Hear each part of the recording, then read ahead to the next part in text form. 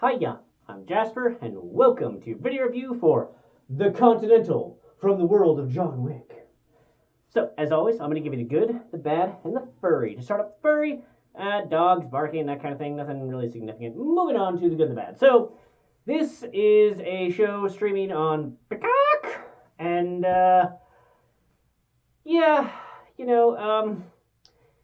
as it says in the, subtitle part of it, it's set in the world of John Wick.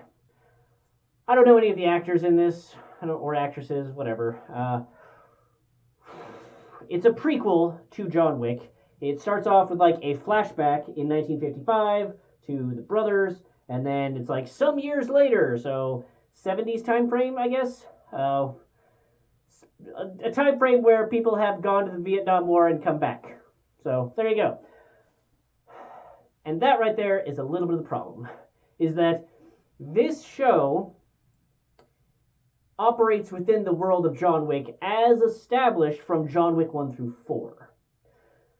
And the thing is that if you watch John Wick 1, you can just reasonably assume that this is just hey, they have a couple of operatives in a couple different hotels, and they have these rules, but it's otherwise within our world. But by the time you've gotten to John Wick 4, you understand that this is not our world. Things that happen in our world have not happened in John Wick's world. In John Wick's universe, do the police really matter? No. Haven't mattered, not gonna matter. And so, the problem with this is that if they had made this a prequel right after John Wick 1, then they wouldn't be saddled with all of the lore of the John Wick universe that have come out from 2, 3, and 4.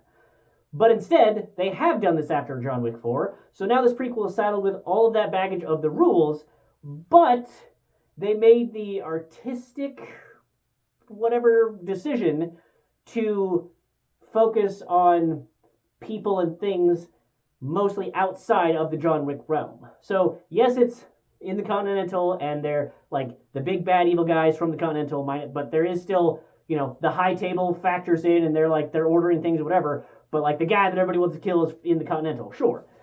But the thing is that so much of the characters' concerns and things that are happening are outside of the John Wick realm. So we have, PTSD from somebody who came back from Nam and all of his friends, and then you have the cop, and then you have to try and figure out how the cops or cop, is it one cop, is it all the cops, is it just some of the cops, and how do they know of, or do they interact with, or do they not, with the Continental and with that John Wick realm. And so it gets to the point that with all these rules and with all these extra characters and things and whatever else that they've introduced in 2 through 4, which are great, they're fun, but they just don't work with our world. Especially if this is a prequel, it does not work in my opinion. The logic and everything from 2 through 4 does not jive with the more realistic of there's cops and there's explosive things and there's warrants and investigations and yada yada yada. That shit don't work in the John Wick realm, in my opinion. The other thing is that this is a 3-episode show. So it's just 3 episodes, but they're an hour and 10 to an hour and 30 minutes. They are movie length, short movies, but movie length episodes. So you have 3 movie length episodes. Or if you had just cut them down into network television length, 40 minutes a piece, that's many more than 3 episodes. And then you come across the same problem that has happened with a lot of TV shows nowadays, is that in an effort to meet the runtime and meet the episode minimum, they pad things out. So there's, I don't want to call them subplots, but side plots for characters that I just do not care about. And really, they don't really matter. They don't get solved, they don't finish, whatever. It's not central to the thing. Because the thing is that the main part of this story is hey, how does, that guy who's in charge of the Continental in the first one, Winston, how does he come to be in charge of the hotel? That's what this story is.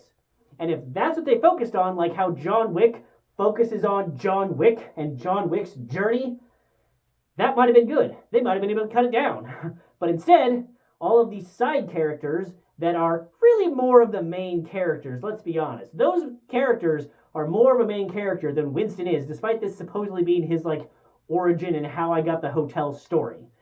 So much of their lives, because they are not within the John Wick realm of things, are affected by things outside of the John Wick universe. And I don't care about those in a John Wick universe movie. I can get that shit elsewhere, in things not in the John Wick realm. You don't need to give me non-John Wick realm things in a John Wick realm movie or show. Just saying. So, like, one of the things I bring up is, like, racism. Like, racism is totally a thing in the real world in the time that they are in. But it's not really a thing in the John Wick realm of things. So when one of our characters who is black-ish, black enough, like, for the... You get what I'm saying. So she enters into the John Wick realm, and there's no racism or, like, what are you doing here, black? Like, none of that. Because it's about the realm thing. But then, when that character leaves and goes back to our realm, if you will, then, there's the racism we know. Yep, that's what we were expecting for the real world, is that racism in that time frame. So, it's incongruous. And I'm not saying, like, realm, like the character steps through a, like, magical, like, shimmering, like, magic gate. I'm just saying that, like, they've mashed together real world elements and John Wick elements, and it just doesn't work.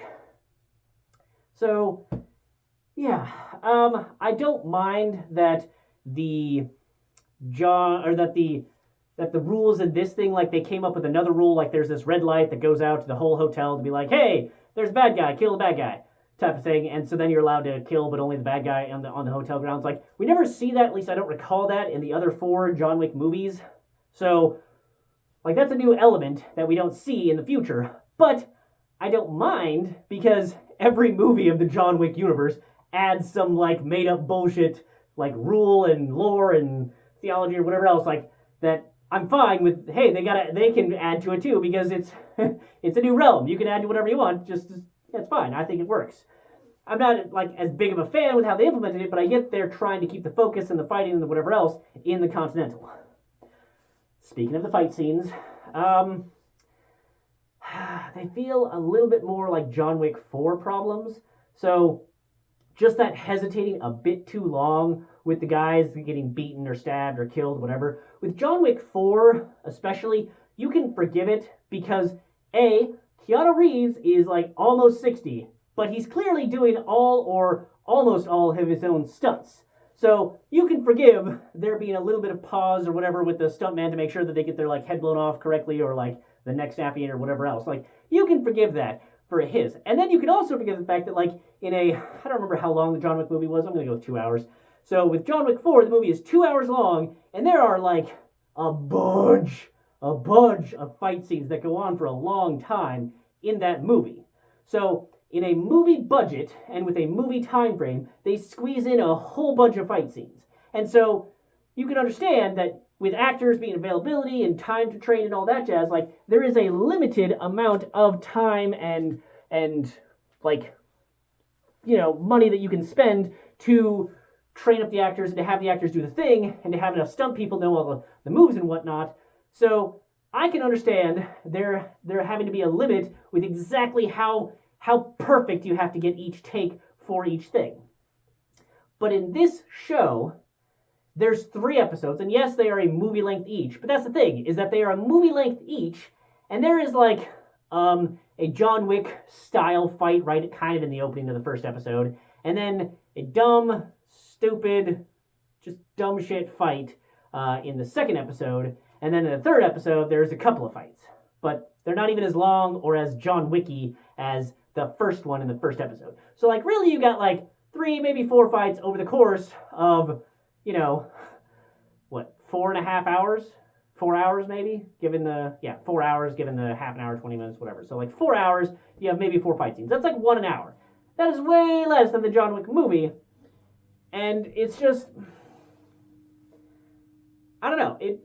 I wanted better out of this, because John Wick 1, and an even better example is The Matrix. The Matrix, back in 1999, they had long takes. And even The Matrix Reloaded, yeah, they had a bit of the rubber Neo problem for the CGI, fully CGI scenes.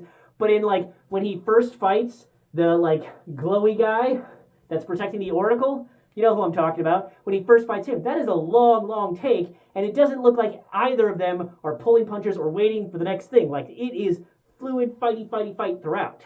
And call me spoiled, but that is what I expect nowadays, especially if your action, like if your realm is focused on the badass action.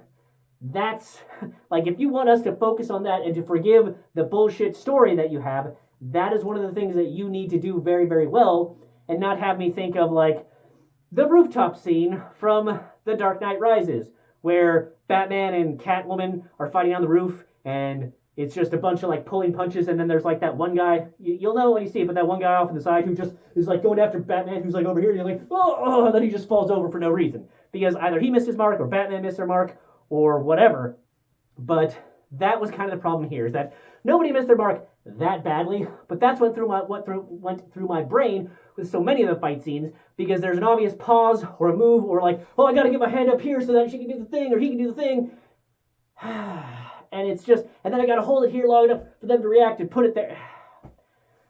You either need to edit that shit or CGI that so that it doesn't look like there's a pause, or do another take. That's just my opinion. And don't get me wrong, I realize that, like, you're like, well, if you motherfucker couldn't do that yourself. Sure, but I'm not being paid hundreds, thousands, or millions of dollars to do so, or to make it look like I do so. So, just saying, like, yeah, I can armchair quarterback this shit. And I'm going to. You're welcome to my channel. So, yeah, the fight scenes, meh. Yeah, and yeah, also the music.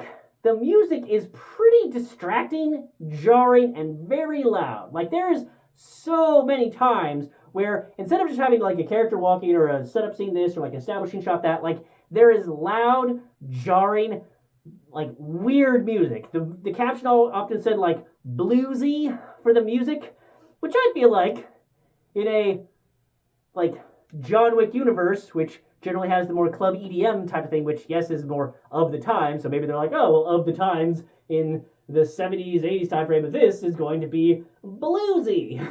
But it's fucking distracting. There's just so many times where it's just like, what the fuck song did they choose here? Like, why is this the feeling that they want to invoke at this particular time? It doesn't make any fucking sense. So, yeah, whoever's doing the music choice in this show, fired. Whoever approved having all that music, fired. Or at least an ass chewing, because does not work. Not at all. No. So, yeah. This thing suffers from a bunch of side plots that don't matter. It suffers from the rules of the John Wick universe that don't make sense with the real things that they try to implement. And they replace a whole bunch of people, or, like, the characters that they chose, like, you shouldn't be surprised at this, but most of them are chicks. Like, they even replaced Morpheus with a chick. Like, sure, whatever. It's the John Wick universe. That's what they do. I don't even care about that, because it's how the John Wick universe operates at this point. So, whatever. But the music was really distracting, and then the fight scenes just had way too many pauses, way too many, like, I don't want to say missed marks, but, like, pauses to make sure you to make sure you hit your mark. And yeah, so I don't think it really worked. So just fast forward, other than for the fight scenes, I guess if you were fine with the John Wick 4 fight scenes outside of Keanu Reeves, sure, I guess. But generally a disappointing show. So yeah, that's all I have for this one. Thanks for coming. Thanks for watching. Hope to see you the next one. Bye.